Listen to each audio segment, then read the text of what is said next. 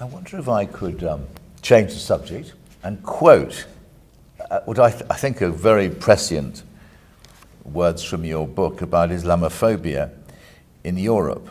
The ascent of right-wing anti-immigration parties in Europe, the misleading and sometimes downright sensationalist reporting against Muslims in the right-wing Western media, France's ban on the burqa, and so on.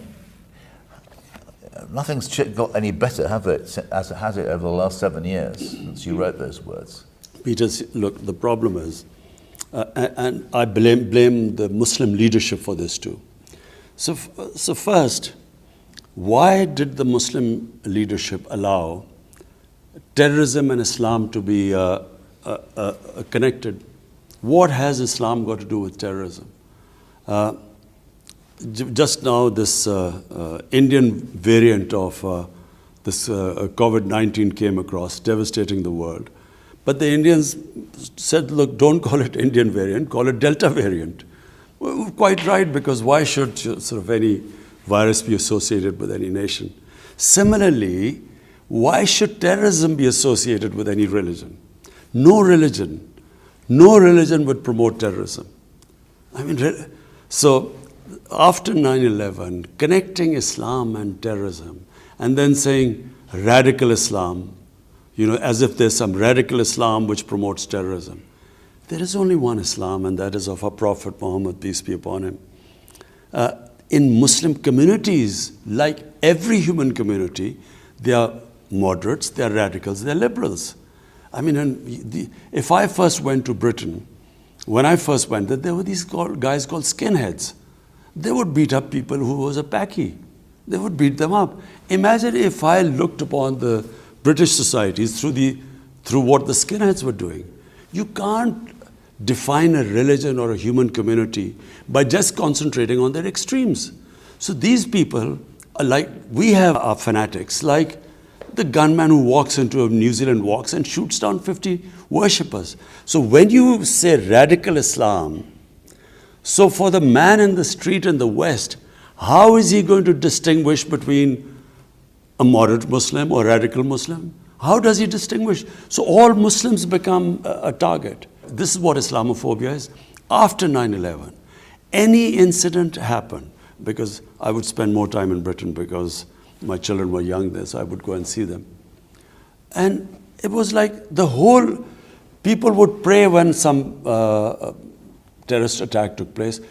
Immediately the Muslims would pray, I hope it's not a Muslim, because everyone got branded.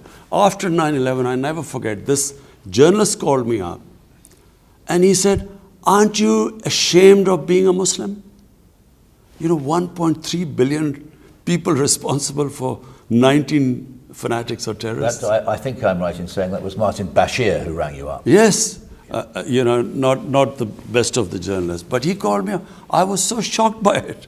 So this is the problem, what has happened. What is Islamophobia?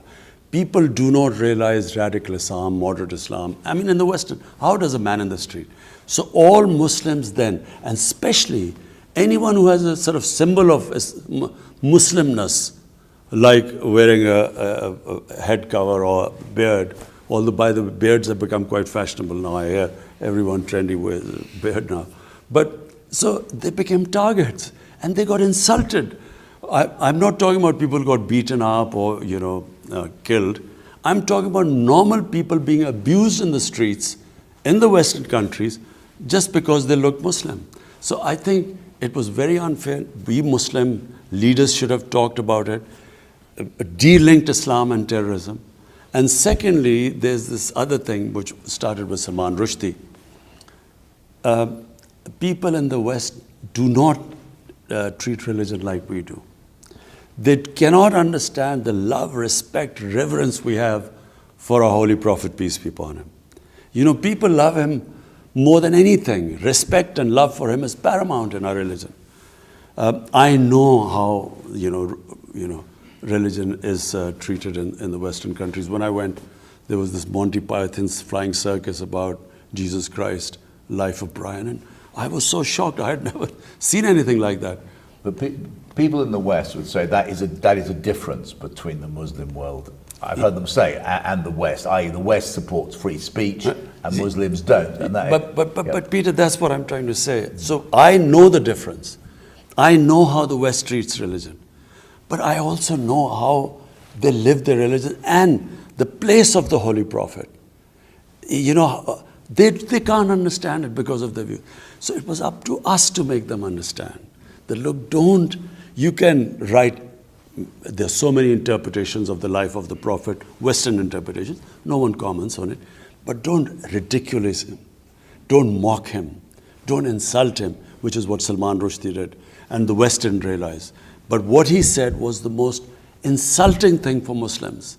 It was the most, it is the most degrading thing to the things he said about our Prophet.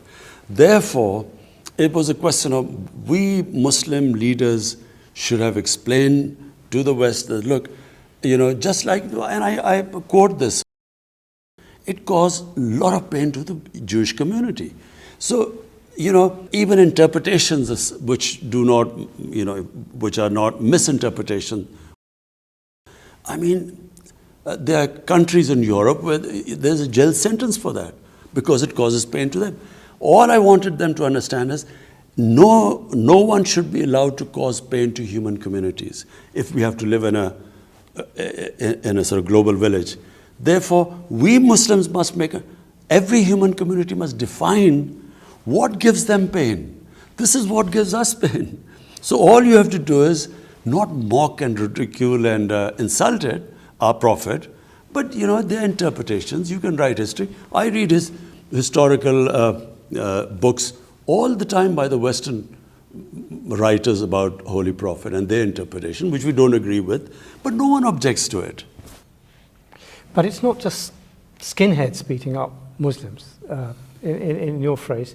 It is Emmanuel Macron using Islamophobia to outflank the extreme right in France. That's a big step up from what's happened before. You see, I feel that President Macron doesn't really understand, how is he going to deal with the Muslim community there. Unless he understands that, there will be this vicious cycle. There will be someone who will, again, as I said, insult our Prophet. Among the fringes, there will be an over-the-top extreme reaction, even stabbing or something. That then will raise outrage in the French society, saying, look at these people, they don't understand our freedom of expression is like a religion. They will react like that. Police will clamp down on mosques and something. They will then marginalize the Muslims more. From that marginalized community will again someone do it. So they are caught in this cycle.